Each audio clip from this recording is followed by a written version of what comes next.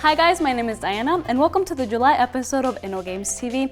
You know what they say, another month, another episode. So let's see what we have in store for you with this following overview. We start the show off with Forge of Empires introducing to us the new historical questline. Next, we move over to Elvenar, which shows us orcs and goblins. Afterwards, Tribal Wars celebrates its 13th anniversary.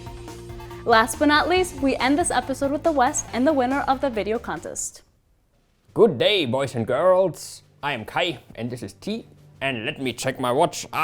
Yes. It's time for a moment in history. And this time, we will talk about the life of Mary Stuart, Queen of Scotland.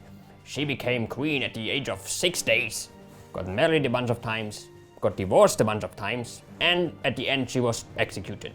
Well, T, why won't you tell us more about this marvelous quest line? This historical quest line will start on July 21st and end on July 28th. Upon finishing this quest line about Mary Stuart, you will receive not only her portrait but also the Shrine of Knowledge. Well then, history lovers, be sure to join in this month and play the Mary Stuart historical questline. Not only will you receive wonderful prizes, but you will also gain knowledge. Until next time. Now let's go over to Elvenar where Timon is accompanied by a new friend, Rika. So let's give them a warm welcome and see what they have to say about the game. Hello Elvenar players, this is Timon and Rika from the Elvenar team. As some of you might have already guessed, a new guest race will be coming to town soon. And this time it's actually 2 races in one, the orcs and goblins. Timon, what's up with that? Orcs were always high up on the list of the races you want to see, so they were a logical next step. But since orcs are done in many games out there, we thought about how we could still surprise you and give them a unique Elvenar touch. And that's where the goblins came in. They live in a, let's say, strange collaboration with the orcs. On the one side, we have these mischievous but somehow genius little creatures that do all kinds of experiments with mushrooms and orcs. Yeah, and on the other side there are the big, muscular, green barbarians that just like to smash things and loot whatever they can find. And you are the one who organizes this unholy union. First, you learn how to breed orcs in your armory. So you are gonna need at least 1 or 2 armories on level 20. Better start upgrading soon. Then you build plenty of mushroom farms for your cute critters, goblins.